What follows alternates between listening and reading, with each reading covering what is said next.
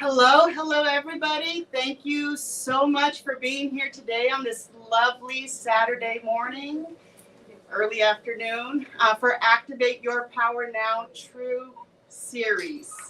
So a lot of people have asked, what's the True series? What's the difference between your 12 Power series and your True series? And here is the difference. With our True series, we really pride ourselves on going deeper than religion and going deeper than politics. We want to take it to true authenticity, or the true reason you exist. So that is what our intentions are with our True series in Johnson County, is to just hold authentic space for people to have an authentic truth without a right or a wrong, with the intentions of gaining better knowledge in all areas of life and learning how to truly coexist together in deep-rooted love, which brings us full circle to today's topic, because today's topic is true forgiveness. And we all know that forgiveness is something that we have to face in our lives, whether it's us giving the forgiveness or holding space for that for forgiveness for someone who has wronged us, in our terms, typically. But also, it's about acknowledging an accountability for all of the roles we have played in dysfunction and in things that are not serving always to other people, right? So we want to make sure that we are, one, acknowledging that we too are in need of forgiveness. But two, more than that, we're really going to take a dive today on self-forgiveness. So it's so much easier to forgive other people. But it's not that easy when you have to extend that same grace and forgive yourself. So I hope everybody has their phones out ready to take notes. If you don't have a paper and a pen or pencil, please take the time to get that now, because we're going to drop a lot of good information today on how to truly make that space in your life for forgiveness, no matter what side of the coin it's on. Because it's when we make that space that we invite all the wonderful things that are just waiting for us to show up and acknowledge it. We make space for all the beautiful blessings. No, you're not a lucky person. You're blessed. And you're not just blessed to be blessed. You are blessed to be a blessing. And we call that the ripple effect. So with that being said, I want to introduce to you all our first speaker today, which has shown me the power of the ripple effect by not only her, just with her existence, her being, and what she brings to the table just as a vessel, but I've had the honor and the blessing to hear her speak on different stages about different things. And it's all deep-rooted back into heart center. And that was a message I was in deep need of when I met Miss Erin Page. So I'm so grateful for her. For my life, I'm grateful for her on this platform, that she's able to pour into all of you. And I'm so grateful for all of her beautiful blessings that she has. So check her out, erinpage.com.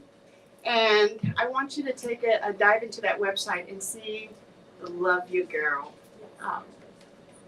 movement that she's starting. And I'm so happy to be a part of it.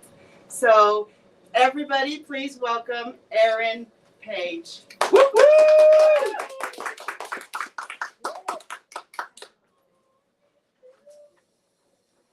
Well, good morning, all of you Activate Your Power members and followers and just beautiful souls out there, and for Izzy giving me that amazing warm welcome. It is Really and truly an honor to be with you guys today on a beautiful Saturday morning. And,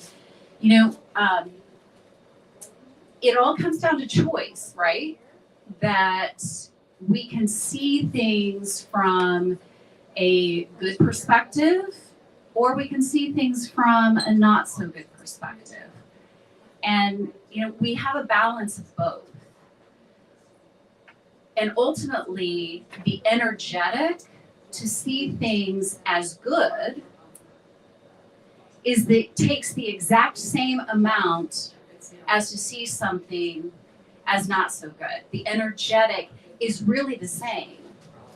So that's the reason why I wanted to talk a little bit about that energy that we're bringing to the table in our lives when we talk about forgiveness. Speaking our truth. Think about the word forgiveness or forgive. Forgive. Forgiveness. We have a choice to harbor things as not so good. We can choose to have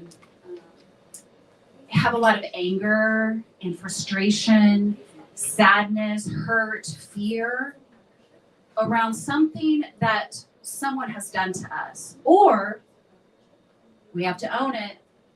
We've all done things that have done wrong towards someone else.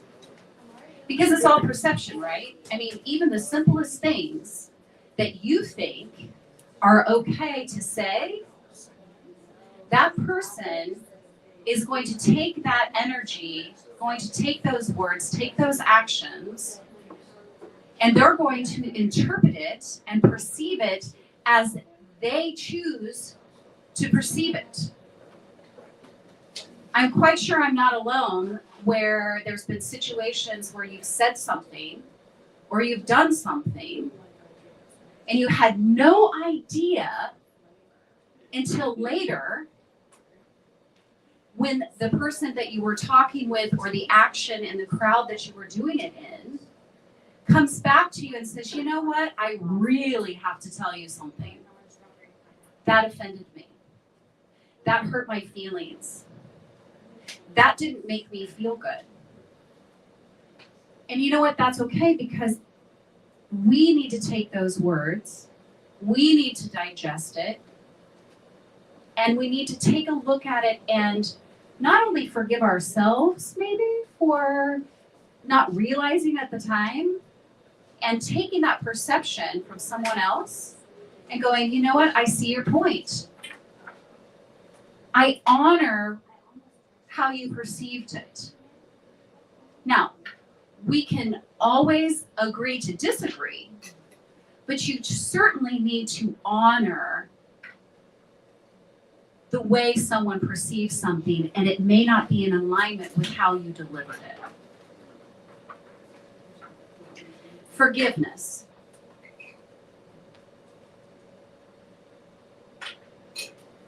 Forgiveness is ultimately, in my opinion, about acceptance. And some people are like, well, I don't want to accept that.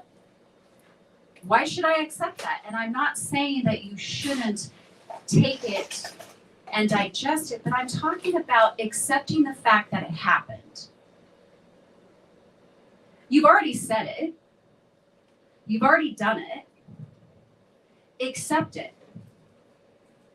Because as we all know, as we're activating our true, authentic power through these series of conversations and this movement of activating your power now, think about that word now. That you have to accept that you did it and that's in the past, and we can learn from it. We can learn to be a little more gracious, a little more tender. There's a lot of harshness out there, you guys, and I know I'm not alone when I'm feeling it. We've stopped communicating with each other. We've stopped being honest with ourselves and with each other. And we've stopped talking. We've stopped sharing our truth. We've stopped talking about what's really going on in our lives. We're hiding. Stop hiding. Don't go under the rock anymore. That's how we learn from each other. That's how we learn to care about each other. Think about years ago when we didn't have technology and most of us, lived within a small community and a lot of people didn't leave that community. We were stuck with each other, right? I mean, if you think about the Indian tribes, they don't really go farther outside of their tribe, and they had to get along. They had to learn how to take care of each other. They had to learn how to truly listen and understand, because the core and the essence of that tribe would not work. The disruption of the roles of each of what everyone would have, we've lost that. We've lost the community. We've lost the trust. No one trusts anyone anymore. And that's our truth. No one trusts and that actually ultimately it means that we're not trusting ourselves to speak our truth and speak it in a way that conveys the message in our best and highest and greatest good. Forgiveness is about accepting and appreciating ultimately what's been going on. What has been said? What did you learn from it? Because the only way that we know how and what we truly want is to know what we don't want. And at the core of who we are, we just want to be seen and heard. We want what our soul, listen, okay. So forgiveness.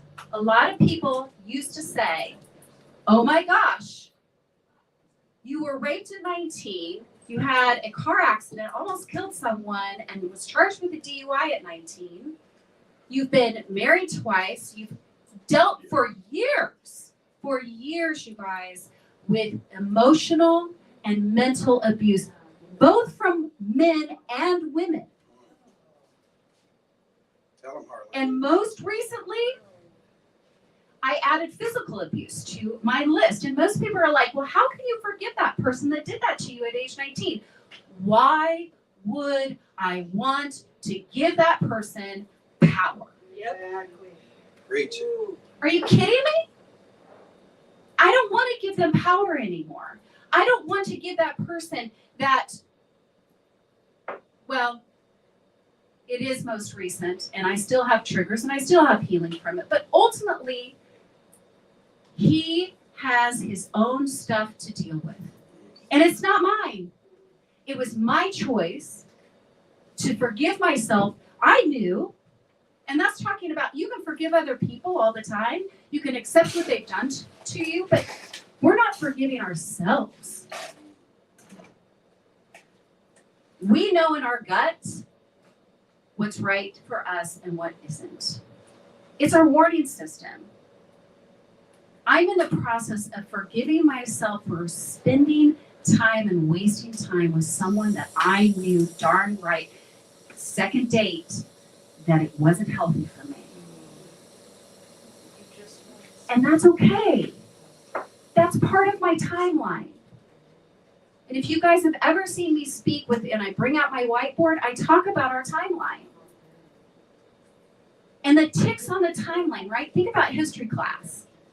The ticks on the timeline and the things that have happened to you, stop getting out the Sharpie marker and going round and round and round and round the one tick on your timeline that you need to accept and you need to forgive. Move on, because there's this whole blank timeline that's available to you, and you can do anything you want with it. Shine your light, because the things that have happened to you and that you feel fragmented about do not define you. You were born as a soul. That soul is so solid. It is so solid. It is never fragmented, ever, ever. God, Spirit, the universe would never do that to you, ever. It is the one true love, and you were created in love, in that one unconditional love, therefore you are love. You are not separated from the Creator that created this one soul. Now, have you ventured off and been fragmented? Yes, absolutely. But give yourself grace. Come in, back into that home, into that community. Find someone, if you're feeling very alone, because I know I felt very alone in the past, and I'm just now getting out of it. Find someone that you can trust, and be honest with them. Say, I have some truth I need to speak. Can I trust you that it won't go any further than this, because I need your love, I need your support. There are people out there. You may have to go through a few, but eventually you'll find your tribe. And that's what Activate Your Power Now is all about. So as we move into the other speakers today, let me tell you, I've heard them speak before. We're in for a treat. We are here for uplift. But before we do that, I really want you to close your eyes. I want you to center yourself in the words that I've spoken and the words that you will, if you choose to receive today, are available to you. But we really sometimes need to open our hearts and our mind to really and truly understand and absorb and accept. So just close your eyes. I like to sway back and forth. And just let the spirit that you were created in, that love, and the acronym for love for me is let optimal vibrations enter.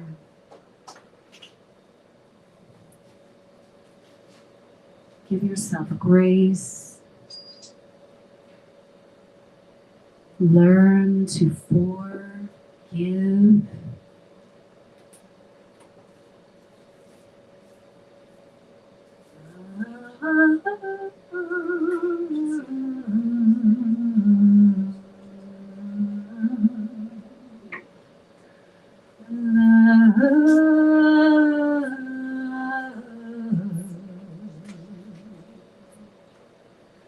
Love,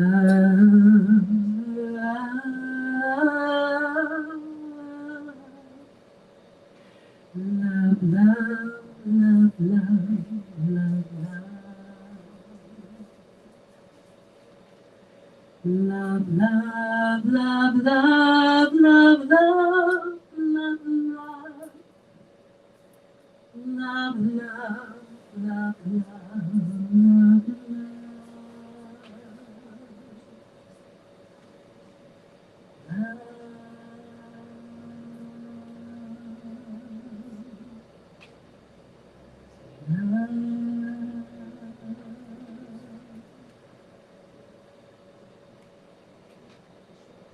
Thank you for being present.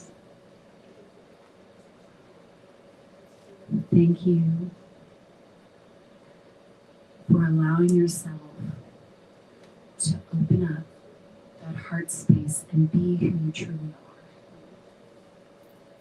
If you haven't activated certain areas of your life, give us the gift, because we're waiting for it. beautiful and wonderful and uplifting day. Thank you.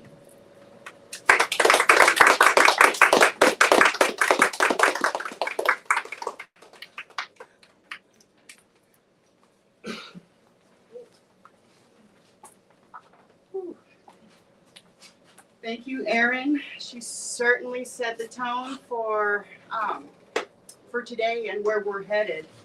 I think that really took us on a journey to our heart center, which, and I'm going to real quick interrupt. Go ahead and come through real quick. There's chairs over here. Cheers. You can come through real quick. Yeah. I pause. You good? Okay. Here at Activate Your Power Now, there's no right or wrong. We're here to activate people, inspire people to their truth. It's not about our truth. It's about honoring each individual truth. So again, Erin Page, thank you so much. She said quite a few things that really resonated with me. And I just thank her for being authentic and helping to set the stage today for us. So I want to first and foremost acknowledge Sarah in TLA Nutrition and just thank her I want to thank you, Sarah, for opening up your space. And yeah, come over here. Thank you. For opening up your space and just sharing your heart. You've shared your family with us, and you've even shared your story, part of it with Activate Your Power Now. And I can't wait to see where this relationship goes, as I know you have more story to tell. But for now, I just really authentically want to say thank you for opening up your space and your heart. So TLA Nutrition, Quivira and Johnson Drive in Shawnee, Kansas. Come on out, see Sarah and Taya. Yes, and Taya. If you saw my Facebook post, I apologize. I don't know why I've renamed Taya Tara. It's Taya. But come see them. They're wonderful, and their teas are amazing. Give you energy for... I've heard some people say they've got restricted to the amount of TLA tea they're allowed to drink by their significant other because it just fills you with energy. And, some of us don't need that extra boost. But thank you, Sarah. You're welcome. Thank you. Awesome. So our next speaker is somebody who, since I've met, has just brought, with his story, what he's brought to me was relatability. And I guess because I was so shameful of my story for so long, I never really felt relatable in life to people. Because the grievances I would hear them speaking of just weren't anything like mine. And when I met Chuck and we started diving deep into our past and that forgiveness that's required when you have to hand that forgiveness to the people that gave you life, that were supposed to nurture and invest in you to create a peaceful vessel, and they did the opposite, and that creates a lot of bitterness. It creates a lot of bitterness. And if you're not bitter, because there's a lot of people hiding still, if you're not bitter, it's probably because you're just avoiding. There's no in between. There really isn't. And I'll tell you from firsthand experience that I hid my life and who I was for over 20 years when I moved to Kansas at the age of 17. And I created a life of a very noble, honoring person, and I was proud of myself for that. But little did I know, 20-something years later, I was going to be brought full circle to face myself. So that's why I say I was not bitter on the in-between. But what I was unauthentic. And I was holding on to hidden bitterness because all I needed was a trigger to surface those feelings, and the old me would come right back, which was a bitter, unforgiving person who wanted to hurt the people who continuously hurt me back. So again, that's where Coffee Cup Chuck and I, Chuck Doyle, where we've really connected and related is sharing that space to share authentically also our stories, and then share our practices with each other of what has kept us on a journey of forgiveness and staying positive, because that is what he is most known for, Mr. Positivity. So if you've heard his podcast, which if you haven't, follow him, you need to, Coffee Cup Chuck, and his message every day along with his additional message is keep it positive, people. And what a great affirmation to have in today's world, because we step out our door and we're susceptible to everything that's out there. Good, bad, indifferent. But if you choose to keep it positive, if you choose to be that positive vessel, which requires forgiveness, then you are doing your part to change the world for the better. So our next speaker is Coffee Cup Chuck, and hope you're all ears in because he's about to give you a message. Have some tissues by also, because he's bringing it deep today, and we're not sorry about it. Woo!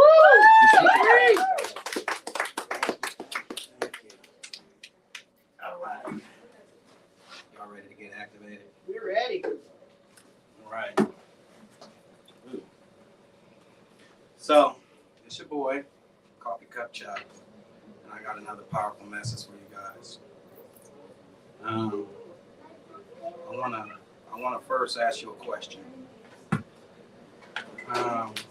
Who is that person in your life that you just hold so much resentment towards? Who's the person in your life that's stopping you from actually getting around that wall that you placed in front of you? When are you going to let it go and stop trying to get around that wall?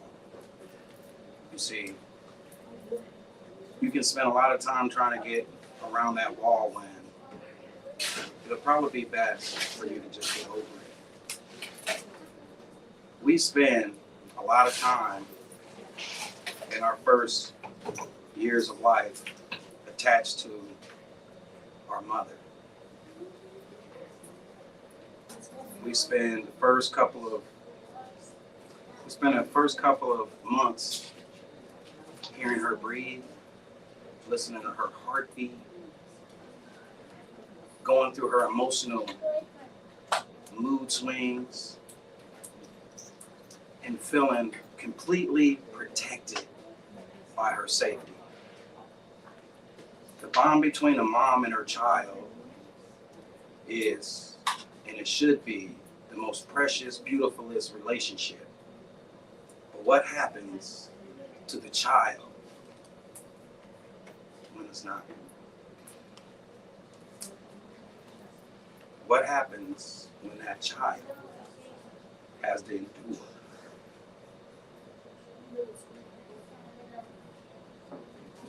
It can be hard trying to get over the stuff that you experience. I grew up in a house with my mom and two other brothers. There was three of us. My brother Curtis was the oldest. He was in a replica of my grandfather. He was this strong, supportive brother. He was also a brother who never really got in trouble. He was dependable. And then I had my younger brother, who was the baby. He grew up most of his childhood life wearing 4 pigtails in his hair. It just made him look so innocent. And with him being young, he was considered the baby. He was the innocent. Me, on the other hand, I was the middle kid. And I just so happened to share the same name as the person who physically and mentally abused her for some years. So as you can imagine, I felt disconnected and unwanted. I felt abused and unloved. And my brothers, they kind of felt the same thing too. It's about to get deep. One day, when I was 6 years old, I woke up full bladder. I had to go to the bathroom. The house was quiet. All my brothers were still sleeping. So I went to relieve myself. Not wanting to go back in the room and lay down and try to pretend like the rest of the house was up. I did what any old kid would do. I found something to occupy myself with. And I had a sink full of water right there that I could play with.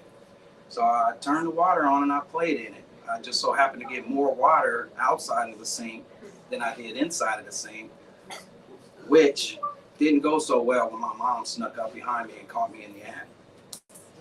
This pissed my mom off, and it pissed her off bad. She was so upset, she turned the cold water on, and she turned the hot water on. And she let that water run. And as that water ran, it got hotter.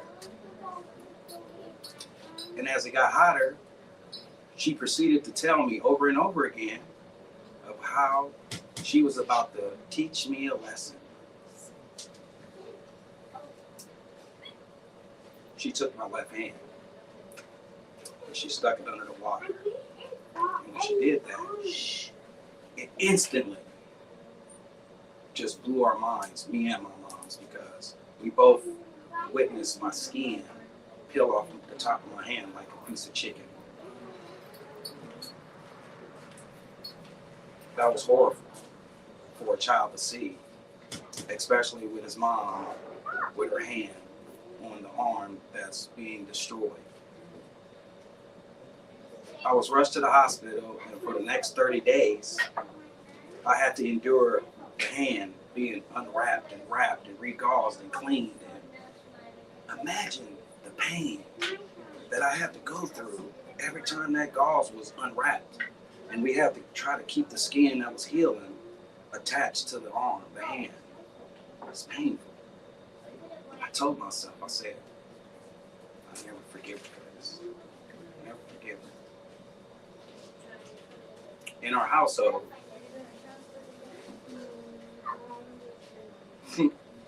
we also got whoopings.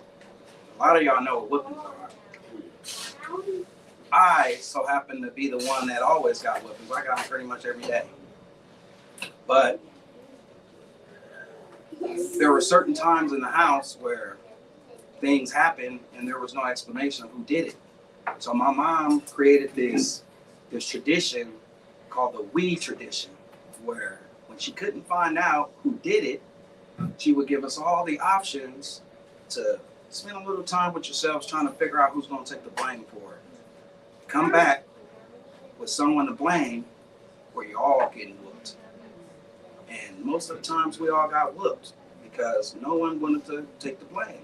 Even if they knew they were getting whooped. Didn't make no sense to me. But we all got beat for something somebody else did. And guess what? I was the middle kid. So what do you think happened to the middle kid?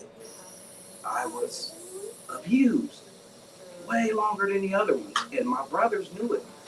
They felt it, they seen it, they knew it, and I used to beg, please tell on yourself, please. And they knew it.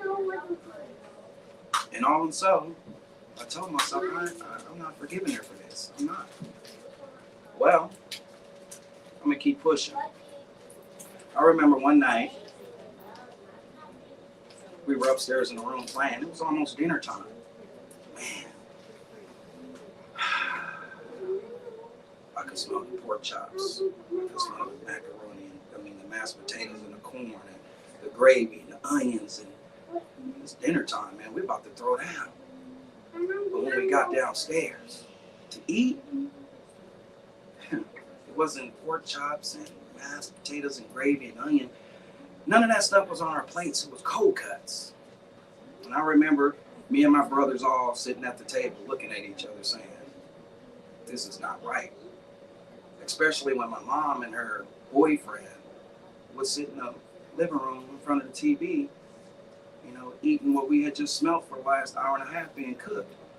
Man, I remember us going up in the room and talking about how when we got older and she came to our house, how we would return this favor you know, and I couldn't get over that. I wasn't, no, I wasn't gonna forgive her for treating us secondhand, you know, to someone she never even created. I wasn't gonna forgive her for it.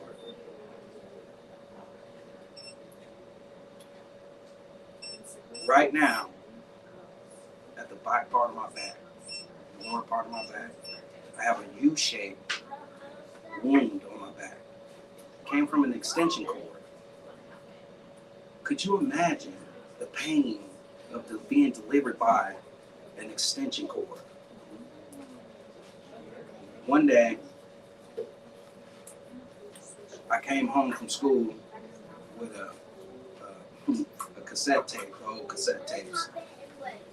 I came home with it, and I stole it from one of my classmates. The teachers at the school, they pretty much sent out this bulletin call to all the parents of the troubled children, warning them to check your kid when he gets home. So when I got home and my mom was at the door checking me, I knew this wasn't going to go over well because I knew how my mom was when it came to me. So it wasn't good. She went into the living room and she unplugged.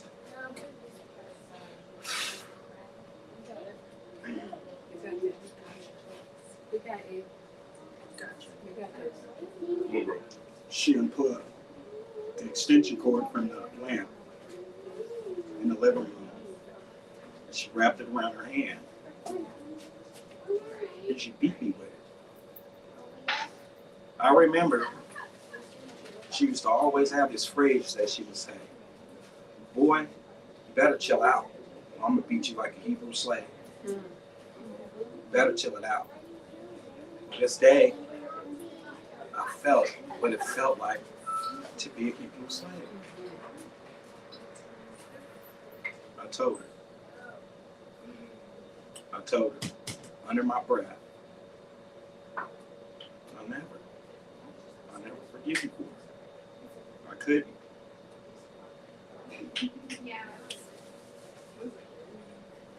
I can go on for weeks telling you stories, story after story after story of some of the horrors that we grew up with in that house.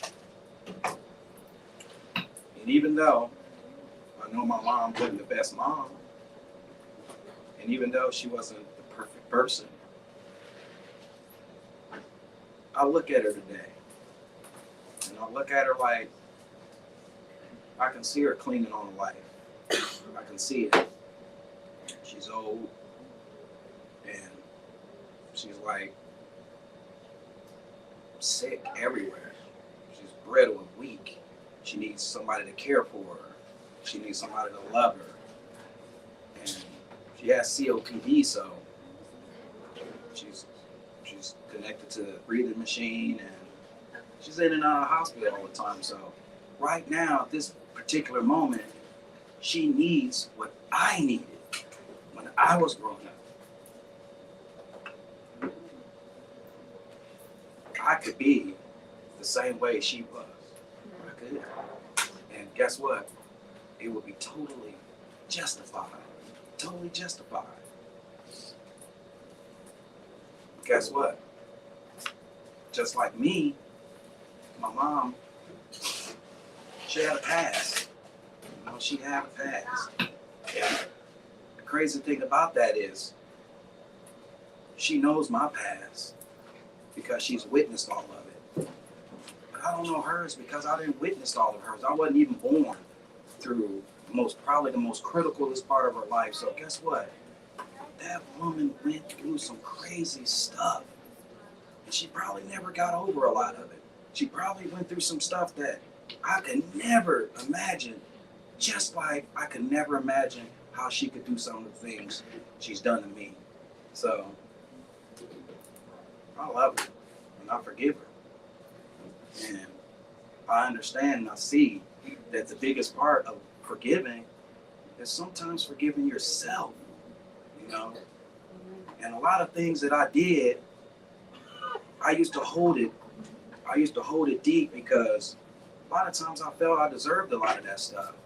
And I didn't. I didn't deserve none of that. I was a kid. I was experienced. I was trying to grow and just learn what life was about. And, you know, a lot of that anger, it resorted from the things that she had went through. So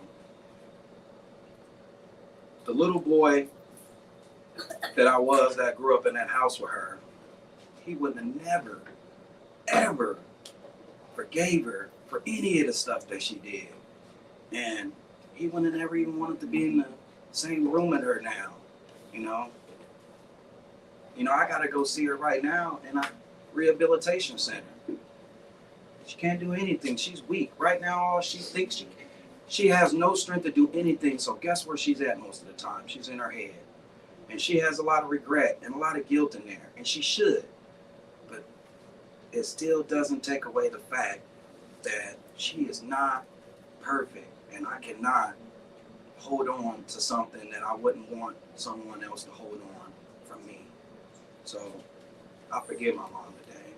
And like I said, that younger 6-year-old boy, that 10-year-old boy, that 14 and 15-year-old kid, he wouldn't have forgave her. He wouldn't even want to be in the same room with her. But guess what? Not even if she was dying, he wouldn't have wanted to. And she is dying. She's slowly dying. That COPD is shutting down all of her organs. And like I said before, she needs somebody now. She needs that love that I didn't get. But she got it from me. I totally forgive her. And I want to be in the same room with her. And I want to give her the love and the care that I didn't get. So I got a last question for you. Just one more question. And I'm going to go and get out of here. Who is that person in your life? I mean, I want you to think about it. Who is the person in your life right now that you hold so much resentment towards that you can't get around the wall? You can't get around it. When are you just going to get over it? It's your boy, Coffee Cup Chuck. Thank you for hanging out with me for another powerful message. I hope you all enjoy the rest of your day. And as always, stay positive, people. Yeah.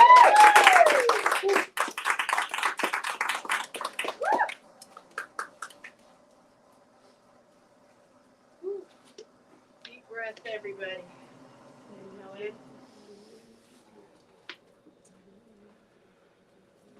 And breathe out. And remember that we are a vessel of peace. We are a vessel of love. So when you breathe in deeply, breathe in that love. Breathe in that peace. Transmute all that is not serving and all that is not good within you. Transmute it to good. And let's breathe it out. Knowing that together as we breathe through life intentionally, we're going to reach that divine purpose. And what divine purpose is to me is living your truth. And truth is servancy. And we think of servancy as being difficult or a big task, or for some people, it's simply the gift of being able to breathe and transmute that energy around you and give other people space. Again, I'm going to bring it back to that authentic space to allow people to just be in love.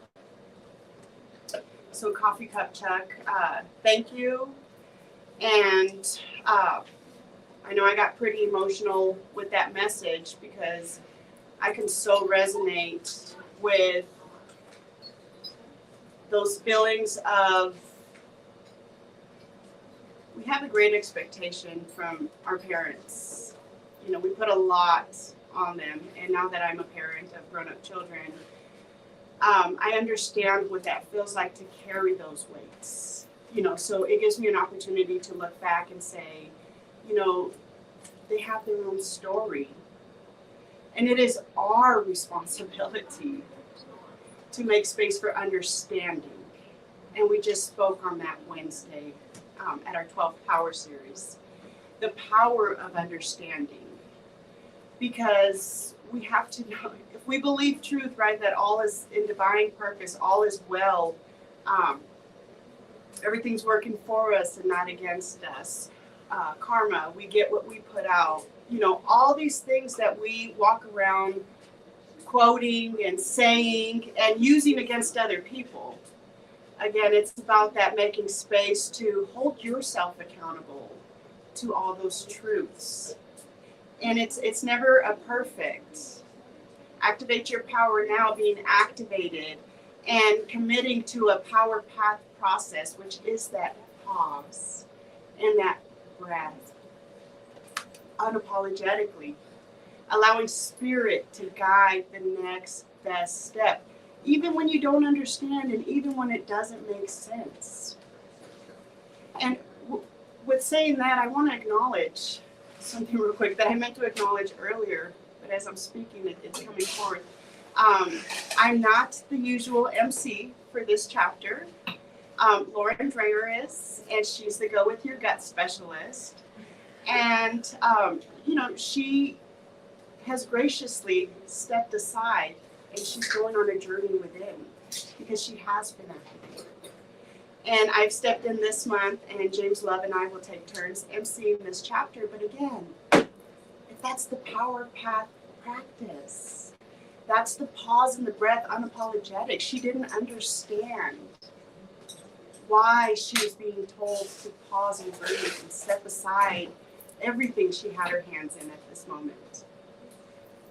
But what we all know to be true with this trust, this new level of trust, of divine purpose, we know that as soon as we breathe and make that space, something divine is on its way to take its place. It's actually not on its way, it's just waiting for us on our path. It's up to us to keep moving in that direction.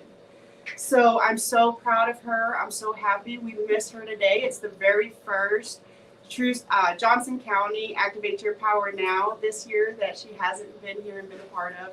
She was on vacation recently, but we miss her already, and we can't wait for her to come. She said she'll still be plugged in and be sharing some messages. So I just want to give a shout out to Lauren Dreher. We love her, and we miss her today. So our next speaker is Heather, and she goes by Heather Dawn because she likes, what she's intentional about is no matter how the sun sets the night before, there's always a new dawn, and she stays intentional on that truth that it's going to be a new day. We get to make new choices. We get to clean the slate and choose how we're going to show up. And the couple years I've known her, I got to hear some of her story, and she shared it here on Activate Your Power Now. And I knew she was resilient, right, by her stories and by her sharing what she's been through. But the honesty is just these last couple of years that we've known each other, I've actually got to witness that resilience. I've got to witness her stepping into her truth over and over again, unapologetically, knowing that her divine path is already paved. It's just up to her to continue to show up. And for that, I commend her, because when we can show what the way looks like, what the power path process looks like, we're making way for all those that are just in the process of being activated, a path of strength for them. So again, I commend and give thanks and gratitude to anybody who is on a journey of helping not only heal themselves, but heal other people. And I'm so excited to hear her message today. She's shared twice before, and they've just been wonderful messages. So I'd like to go ahead and bring up Heather Dawn.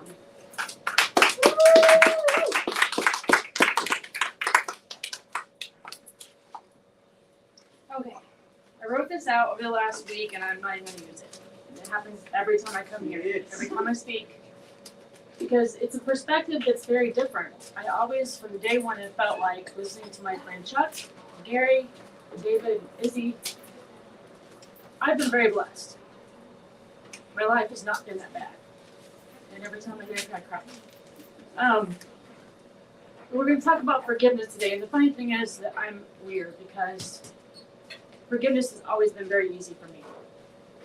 I grew up with a mom that was bipolar, which we didn't know until many years down the road what that even was. And I was in therapy most of my life, 7th grade through 12th, and my therapist used to always ask me, "Are you angry? Can we get you to forgive your mom?" And I'm like, "Forgive her for what?" Like, it just never dawned on me that I needed to forgive her until I became an adult and became a parent. And when I started on this journey of, fixing myself or whatever you want to call it, I had to go back and dig up some of those old feelings. And what I realized was, although I've easily forgiven people, I'm the person who gives more chances than are deserved, and I can find the best in someone as they're standing there hitting me with the worst, emotional abuse that I can come up with. Physical, I've done that. I just have a way of finding that silver lining of the one good thing inside them. So over my life, I've had to forgive a lot of people. We'll start with, I don't know if it comes easy for me because I've always known that I need to be forgiven, because even now or in the future or in the past, there's people that I've hurt. There's people that I've betrayed. There's people that I've, whatever. I think also because I was such a young age when I realized the forgiveness that our Heavenly Father brings me, other people deserve that as well. And so I think I've carried that with me. But over my life, I've had to forgive a lot of things. I forgave God for taking away my best friend when I was 15, for taking away my brother when he was 18, for taking my mom at 58, and for currently my sister's fighting stage 4 cancer, and she's losing that battle, but every day she continues to say that my God's going to heal me. So a lot of things I've had to forgive are not necessarily things that are real, but they're things in my head, right? Like, is it really God's fault any of those things are happening? Maybe, maybe not. But I've still forgiven. I've forgiven people for betraying me. I've forgiven relationships for cheating and being physical and anything else. And again, I'm weird because I am friends with every single ex that I've ever had, minus the most recent one. I'll get into that in a minute.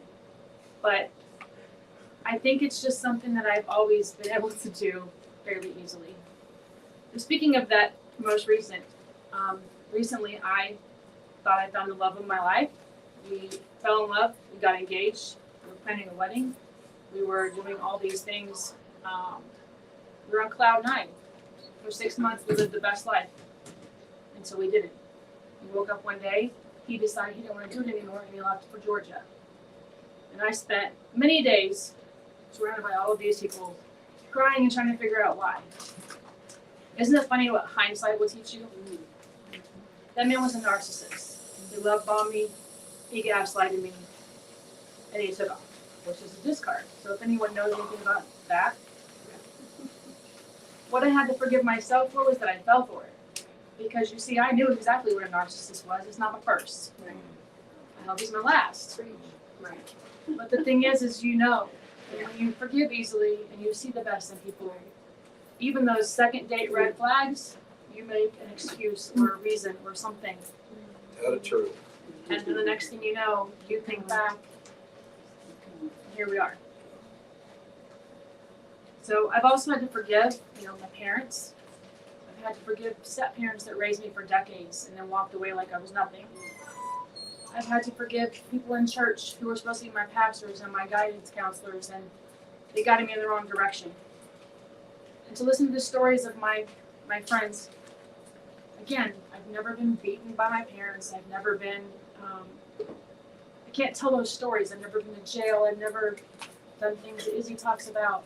But the reality is, if I look back, I do have a lot of emotional abuse that I've had to overcome.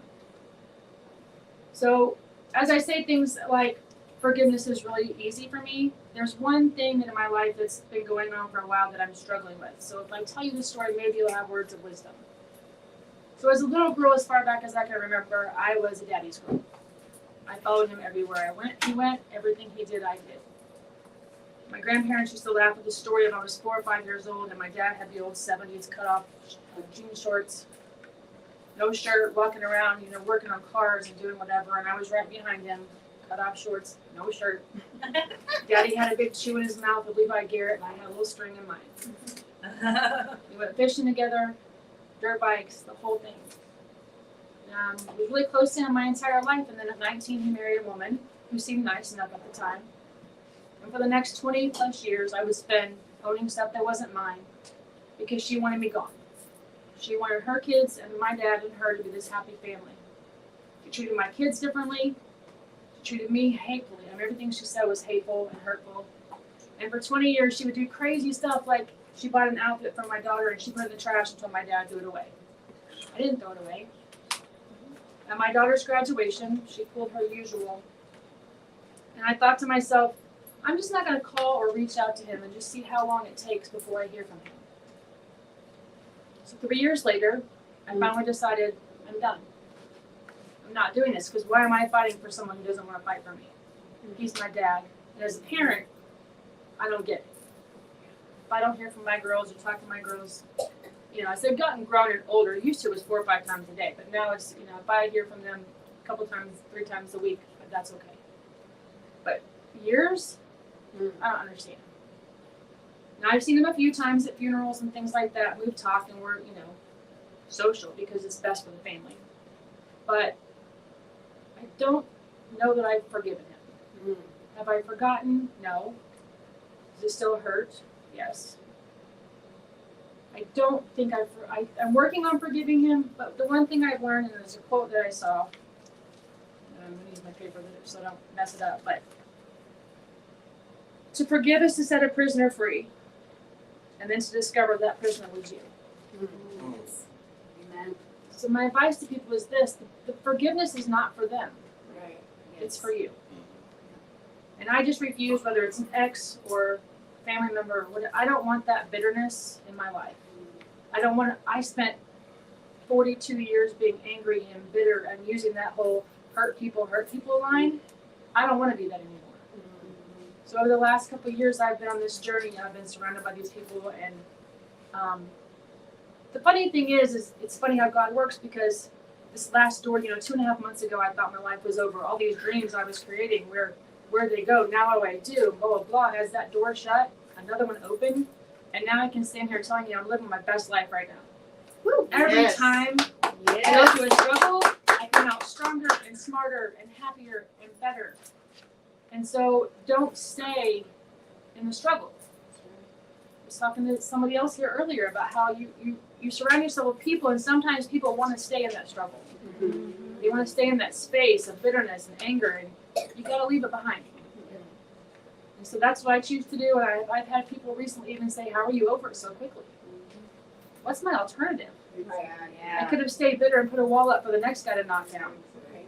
Or I could have opened that door, found someone who's, better, and I don't know. For me, it's just like, instead of wasting time feeling bitter and angry, get on the back of a motorcycle. Go lay in a hammock in the breeze. Go live your life doing the beautiful things. And let all that negativity and nonsense go. Yes. So my advice or my hope for you is that through this speaking today, and it's been a while since I've done this, I kind of got away for a bit, and just take the time, as he says, to breathe. Aaron, the ripple, the love, all of it, just really dive into what everyone here has to offer you, because it is life-changing. I think it's been 2 years since I met you, and you, maybe a year since you. Yes. And here's the funny thing, I'm just going to throw this out there, and if you follow me, you'll see it on my page later. I have had so many men in my life that have abandoned me and left me and done all these things, and everyone keeps saying, I got kicked off of the website because I was defending the men in the men haters group. And people keep saying to me, how do you keep giving men another chance? And I will tell you, because there are men in my life like these 3, Coffee Cup Chuck, Coach Gary, David, that remind me there are good men out there. Yes. And so, again, forgiveness. It's the best choice. Everything in life is a choice, right? Yes. We talk about that all the time, being authentic. Make a choice today to forgive whoever, like you said, that person. Who's that person? Forgive them so that you can move on. They're probably going to stay exactly where they're at, and they probably don't even know they need to be forgiven. My dad has no clue. This is all my fault. So don't focus on that. That's their issue. Don't own stuff that's not yours. And starting today, go live your best life. Don't carry that with you. Thank you. All right.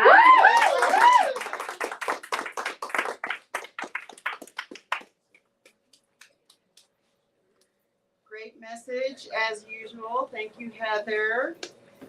She really came full circle and spoke on actually some notes I had taken for emceeing. So it always works that way, right? We're united to share a message that we never planned it to all work so well together and flow the way it always does. That's just all divine spirit working through us. So I want to acknowledge and give thanks for that.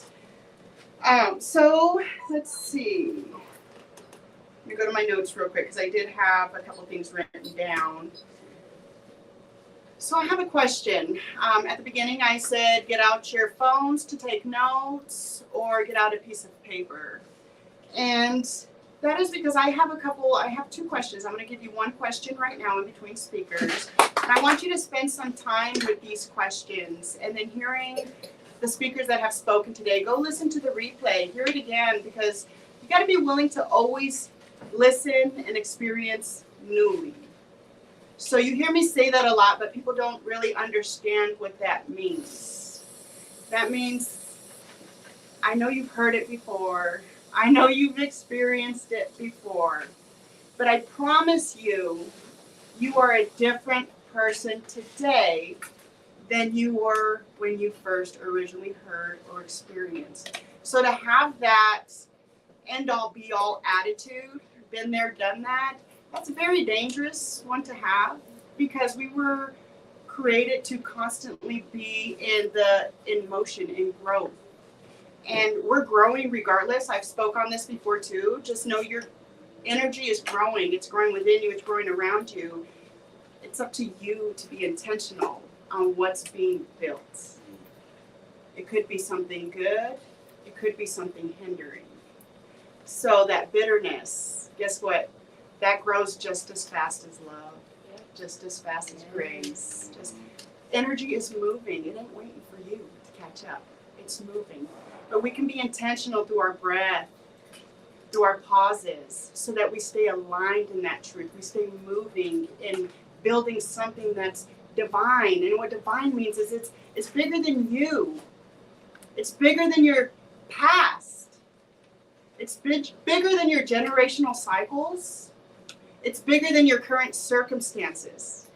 And most importantly, what I broke free from, it's bigger than what other people are saying and doing about you.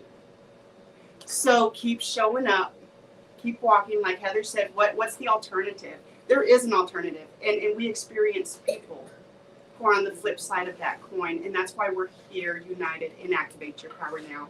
So here's the question. I hope you got your notes ready to take the notes. So when we forgive, we free up space. You've heard that a couple times today. I want you to pause, breathe before you answer this, and ask yourself, what has taken that new space after you released that bitterness and extended grace and forgiveness to someone? Because that bitterness is energy that's built up inside of you.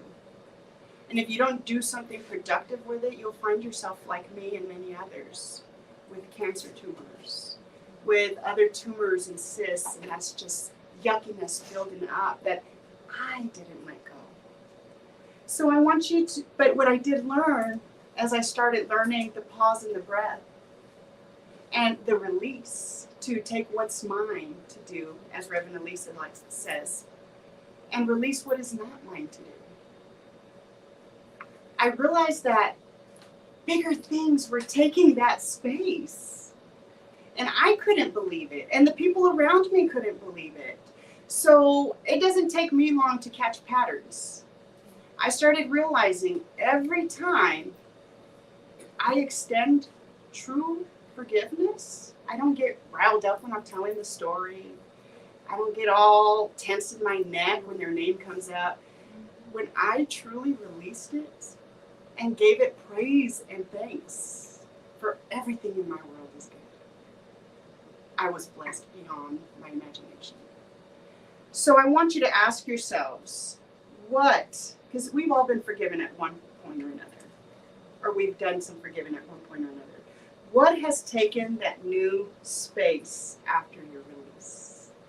So I really put some thought into that because it's important. Once you can acknowledge the connection of you're not lucky, you're blessed. And you're blessed because you choose to be a blessing. Be the blessing first, and that blessing will come right back to you tenfold. So with all of that being said, we're coming to our final speaker for today. And y'all know her as Evie Bolin, but we know her as the healer of queens. And what does that mean? Well, first and foremost, it meant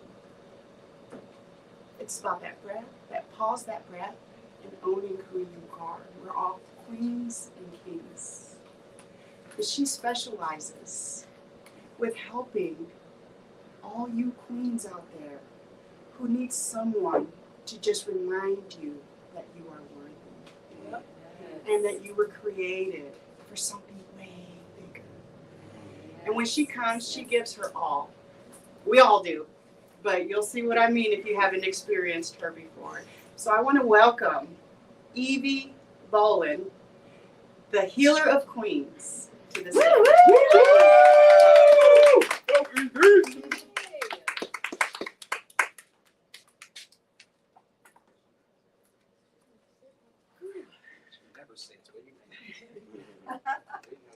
Good morning. Good morning. I just want to say thank you to everyone, both watching and arriving.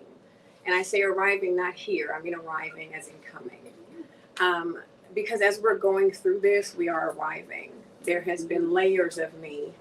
And so I'm going to start unpacking those layers, if that's all right today.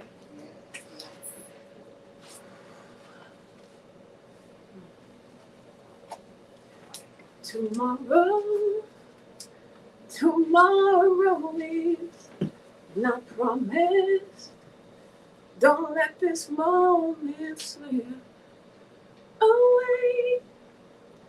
For tomorrow very well might be today.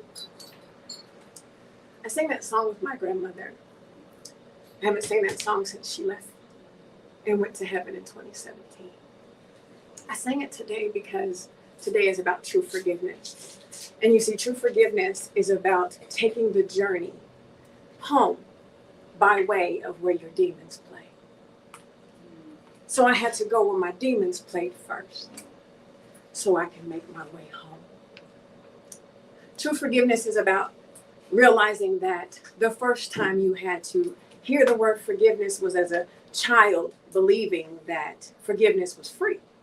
See, we were told as kids to not tattletale, to be quiet, to be seen and not heard, speak when spoken to.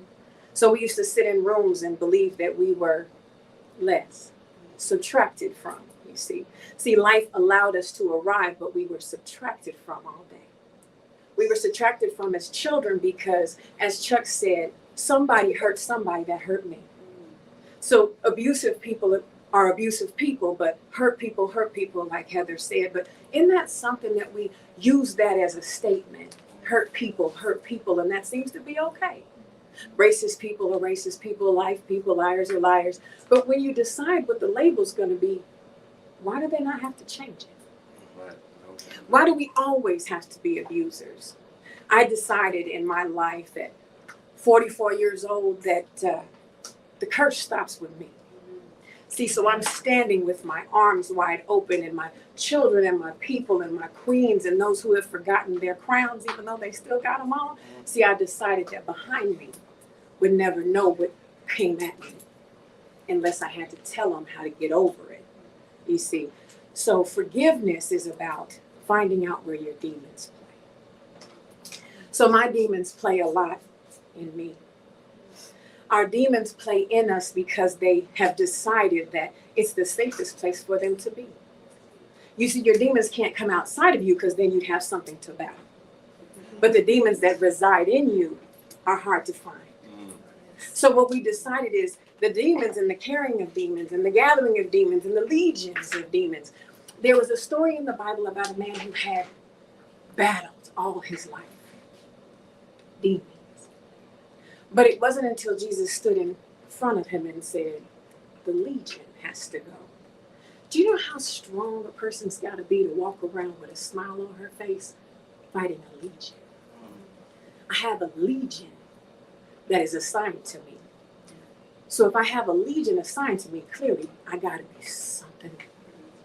I got to be powerful. Yes, ma'am. I got to be a beast because the devil don't mess with nobody. They ain't got nothing to do. So if your purpose says forgiveness is you.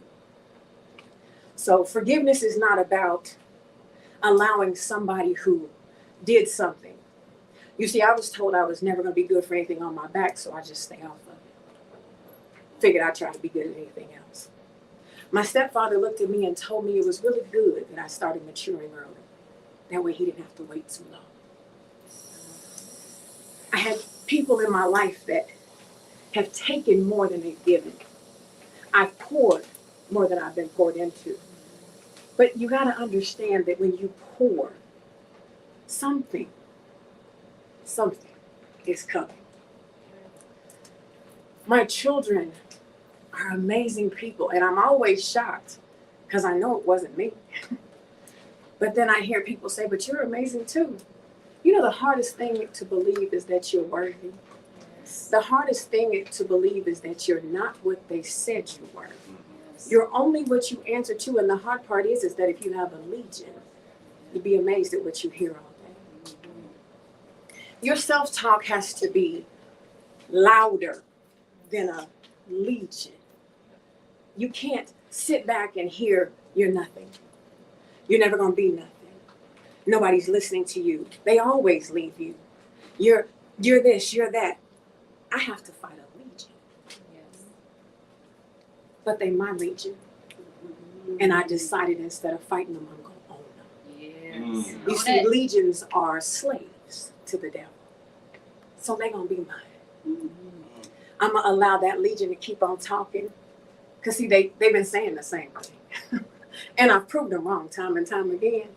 But there's days when the darkness is so loud. When the pain is so much.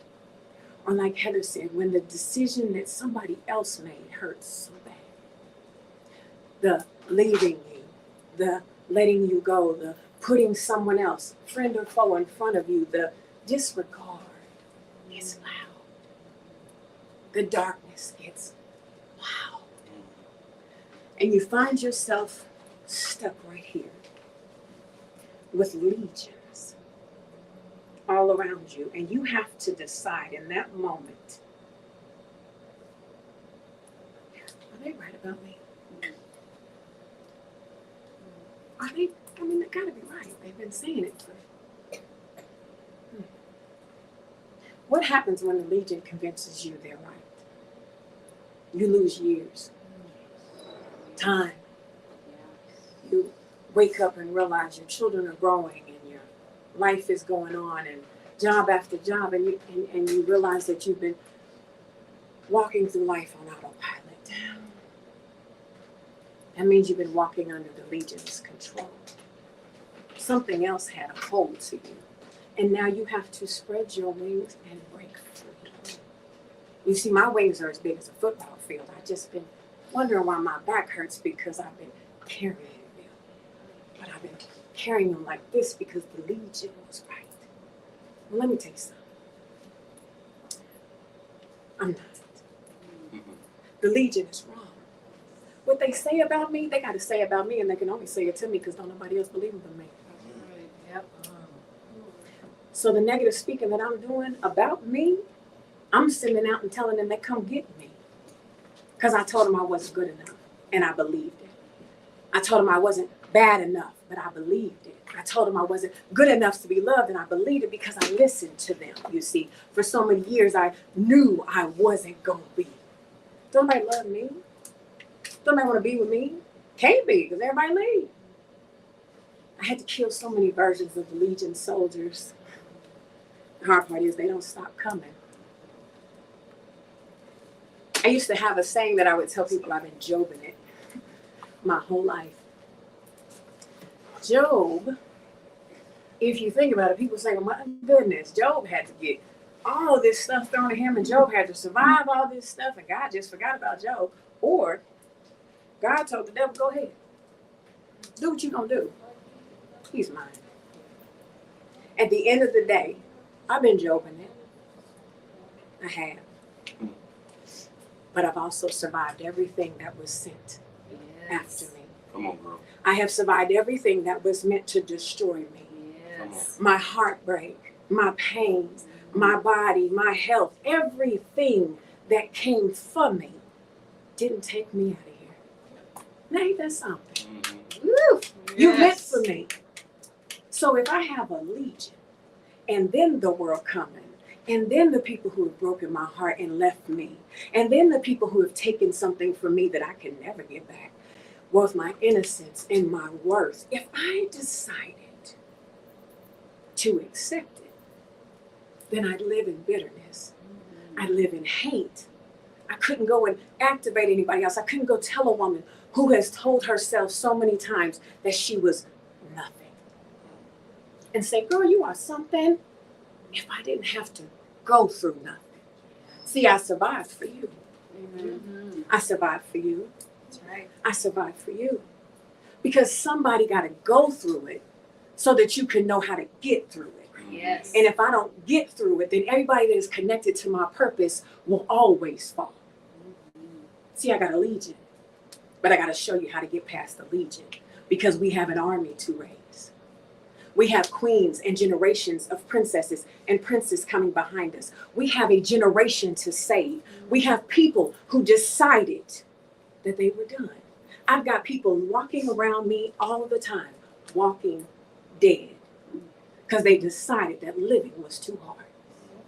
Yes. Well, I can only recognize that because I remember when. I remember when living was too hard. I remember when I wanted to take my life, and then I remembered that my life wasn't mine. I remember when I got upset because I had children, because I felt like, what in God's name would he give me some of his stuff for?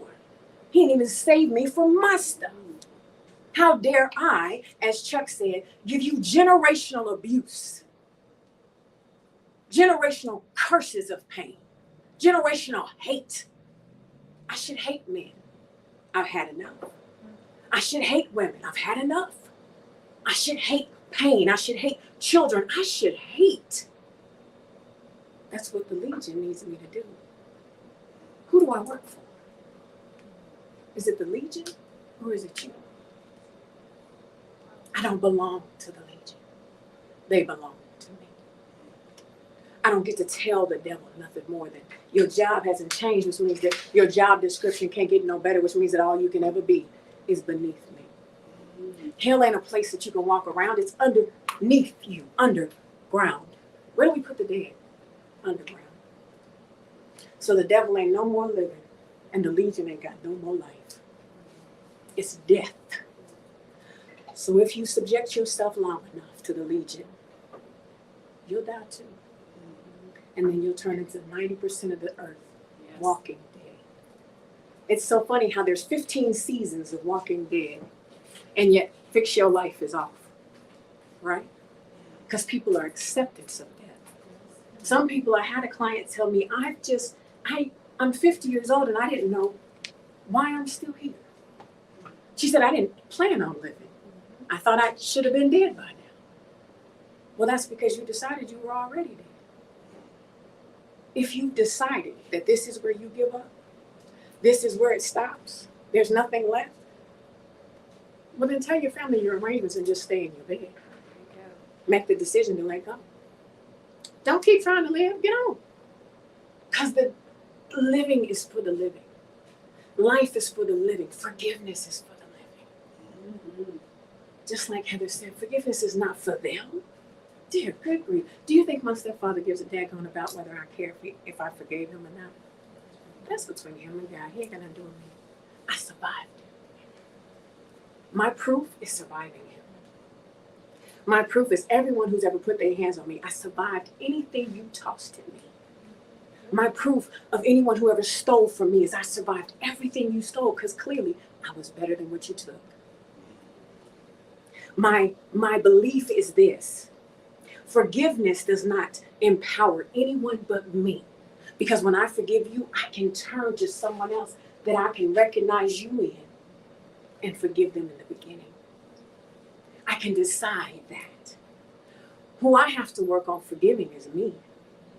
You see, I held on to the legion so long. I thought they were stronger than me. But they were feeding off of me. They were feeding off of my bitterness. They were feeding off of my hate. They were feeding off of my trauma. Getting ready for this speech has been very hard. One of my favorite movies these days is A Woman King. The reason why that movie just stands out to me is not because of the amazing cast and the amazing, powerful things that they said, but it is the Woman King. It's the general. Nanuska says she keeps having these nightmares. And her friend said, well, if you say it out loud, it'll dispel the energy of the nightmare. I don't think people pay attention to that part. You see, the energy of the nightmare is what a lot of us are walking around dead. Whether you're the woman that has the energy of a nightmare that, oh my God, everybody leaves me, I'll never be married, I'll never find somebody to love me, I'll never be worthy. It's the energy of a nightmare. Or you're the man who says, I gotta do all these things for this woman, and if I don't, then she's gonna walk away from me. The nightmare. Or the man who still believes that it's not okay to cry because somebody told him a long time ago that's not what men do. The nightmare. The energy of the nightmare is where we reside. The little girl who can't have a baby, but you assume that means you can't love others. The nightmare. The mother who had children and have to look at them and they look like the person who stole something from them. The nightmare. The woman who decides that she has to lay on her back just to find someone to look at her in her eyes. The nightmare. The woman who gives her body away just to feel somebody next to her. The nightmare. The energy of the nightmare is where we reside. When she put out the nightmare, it didn't take it away in the movie. It did help her get some clarity on it, though. When a scene happened in the movie, her daughter was taken, and she had to go after her, but she caught her friend, and her friend was like, you can't go, you'll break rules, and you're not supposed to go. And she said, I finally know what the nightmare is. I finally know what it means. That beast I keep hearing that is breathing on me, and I can smell its sweat, and I feel it is so huge around me. That beast. Oh my God, baby, that beast is me. It's the little girl who is going off about what I said was all right. It's the teenage girl who was going off about what I said was okay. It's me. I'm the beast. And I'm also the legion's food. My beasts need to be fed.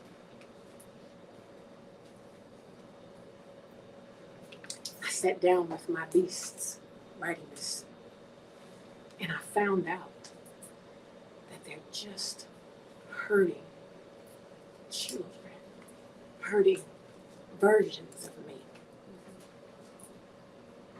And they needed me to say it. They needed me to tell it.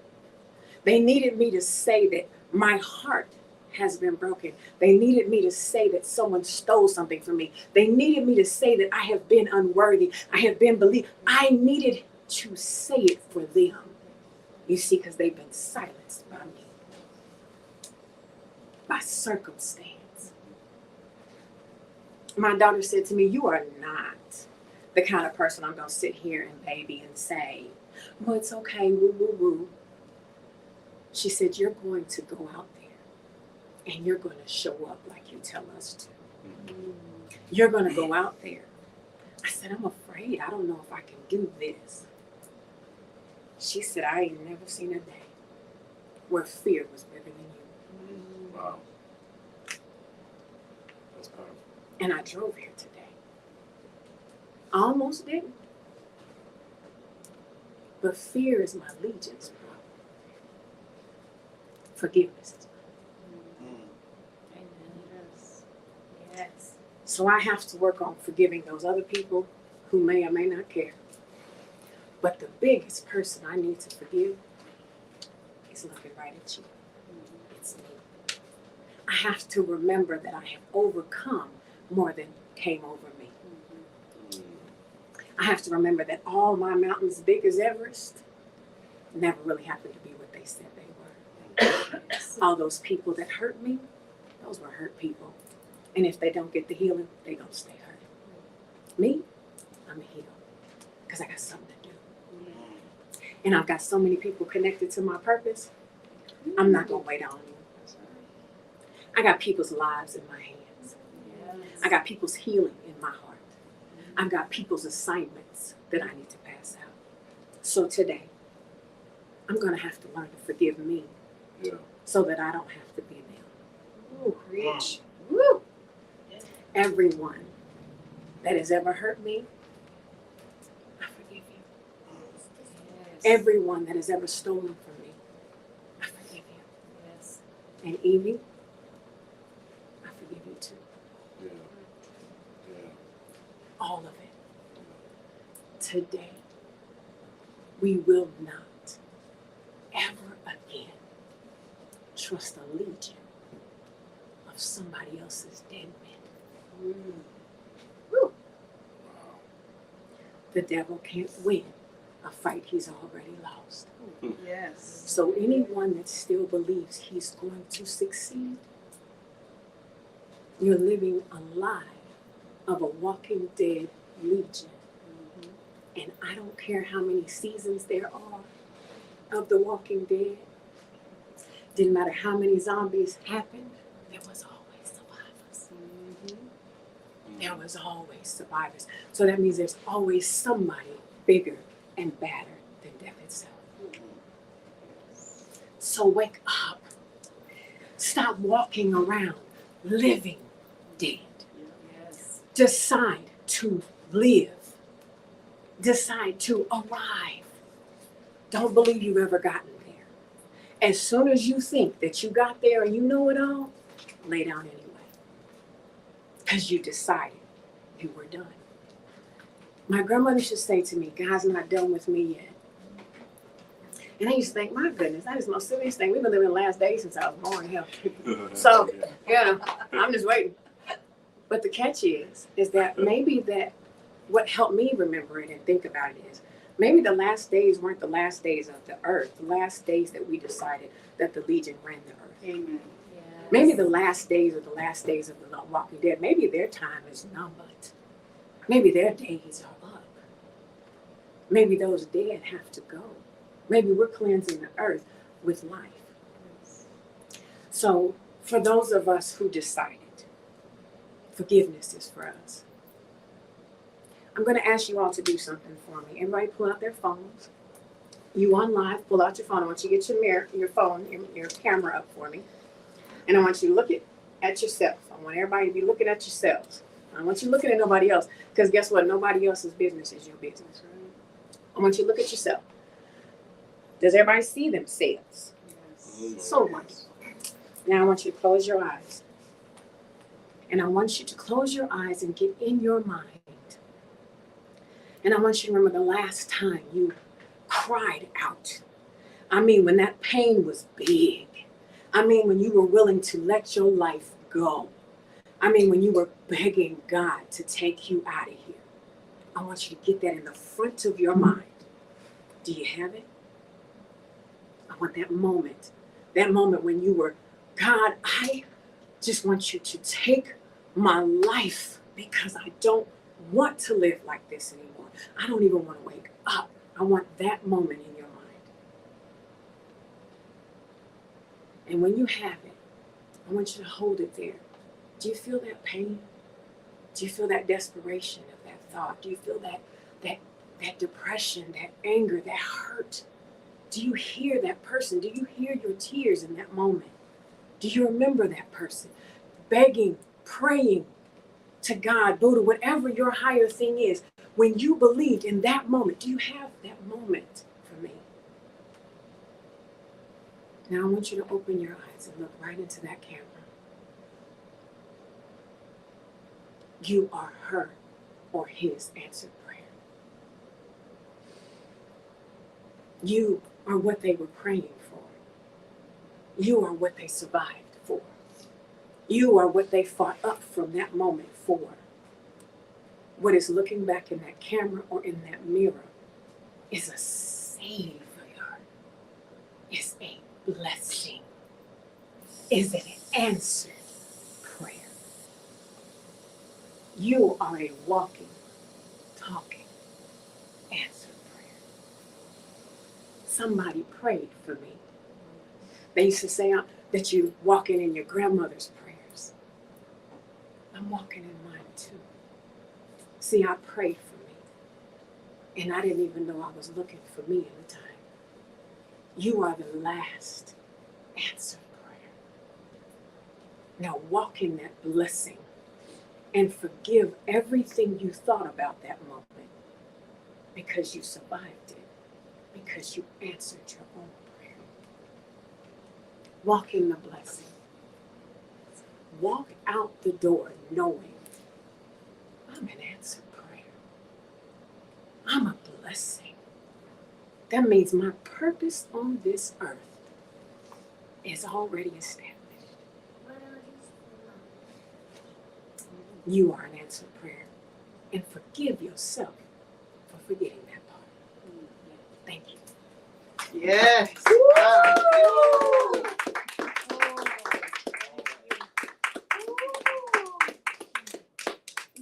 Ooh, okay. When I say she speaks to me every time, she speaks to me every time. What came forth for me with those thoughts of the lesions that exist in my world, exist in my head.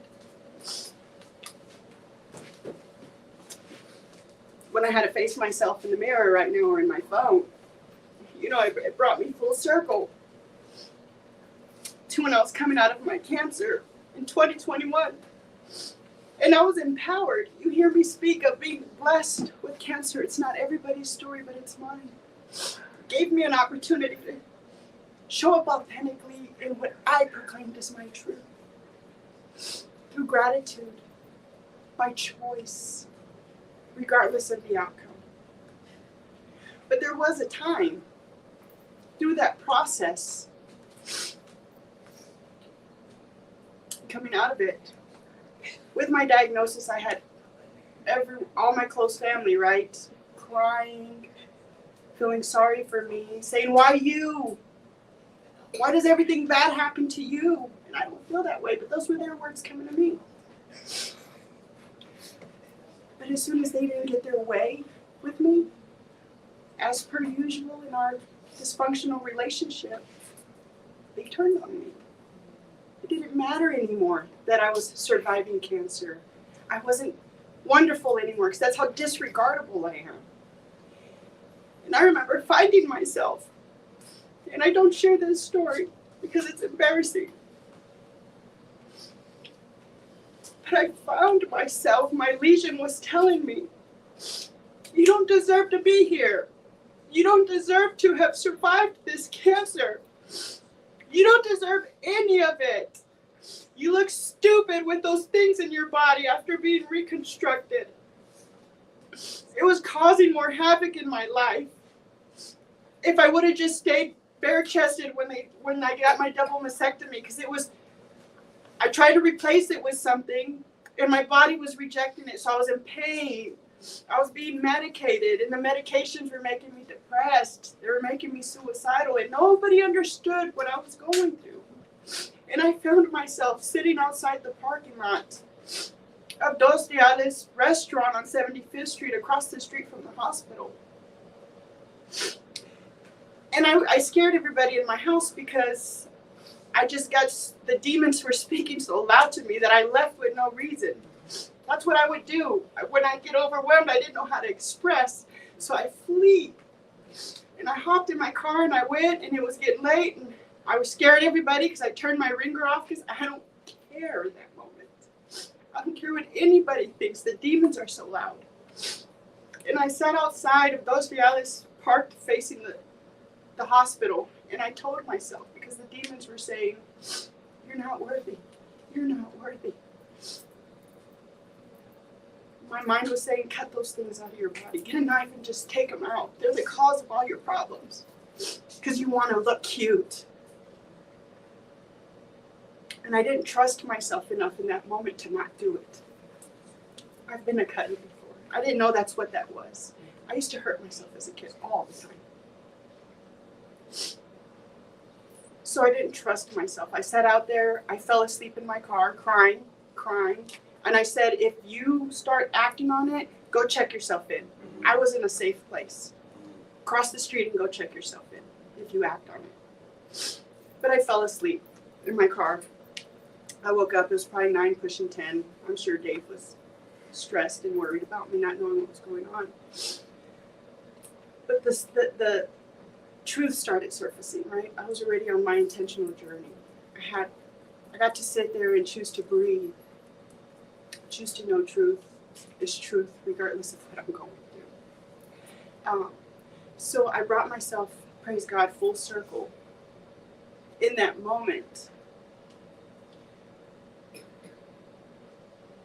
That was a good reminder for me that my demons still existed. And like Evie said, the Legion, it wasn't the first time they spoke loud to me like that. But it gave me again an opportunity to practice my practice. What I would say to you, if you're in a moment where the voices, the Legion you're under attack, please reach out to one of us, any one of us. Yes. Somebody that you Amen. trust, somebody that you love, because in the moment when I was there, I have people. I have my husband who loves me dearly, but in that moment you feel so alone. So please know, anybody on Activate Your Power Now platform, you are welcome to reach out to any of us. We are all here to serve you and to do our best to help you on this walk together. So I want to put that out there. I said I had another question for you all, and it ties into Evie's message. So on the flip side of that coin, I can think of a lot of times where I required forgiveness. I put somebody else in that mental state of confusion and legions coming forth. And I can think of, just meeting my husband when I met him, and I had 2 children, and I was pregnant with my 3rd. And I was full of shame. I attached shame. And we got married, fast forward. All was well. He's been a committed father to my children, to me. But the legions came forth. It took about 7 years. Well, actually 7 years married, 11 years into our relationship. The legions started coming forth and telling me, again, you're not worthy. He's not going to never love you. It's just a matter of time before he leaves you. And guess what I did as a control freak? I started trying to take control of the situation. Well, he's not going to leave me on his terms. I knew he was going to leave me. He's going to leave me on my terms. So I started acting reckless because the legions were so loud. And I got to experience true love because I put him in compromising situations and he still chose to show up for me, which was way bigger than what anybody else had done for me. My mom, I was a lost cause. My dad, I was a lost cause. My older sister, I was the reckless one. I was the one that took all of their ways of living, attached it to myself, but I stood firm in it. They said they were this and that, but they weaseled down, right, when it was time to show up in that truth. And I said, no, I'm showing up in this truth. If I'm proclaiming it, I'm going to be it. And that was reckless. because I touched a lot of dysfunction, no ways. But my point is, as much as people have done me wrong in my life, I equally have dished that out. And I have to think about what my life would look like today if those people didn't forgive me. How could I be a healer of humanity if my husband never made that authentic, loving space for me when I was under attack on our marriage? Because I was going to be in control of how he left me and when he left me. And I was going to give him a good reason. The story was going to be good. But he loved me through it. He made me go get help. And when I say made, nobody can make you do anything. But he repeated himself over and over. He didn't give up on me. Where I finally said, I need to shut him up. And that was the only reason why I went to get help. So the question today is, what have you done in your life that required forgiveness? And what would be different today if that forgiveness was not extended? I wouldn't be a healer of humanity at Activate Your Power Now. I just wouldn't. Because it would have been another example of how disregardable and unimportant I was. With that being said, I'm going to go ahead and close this up. I want to thank everybody again for being here today.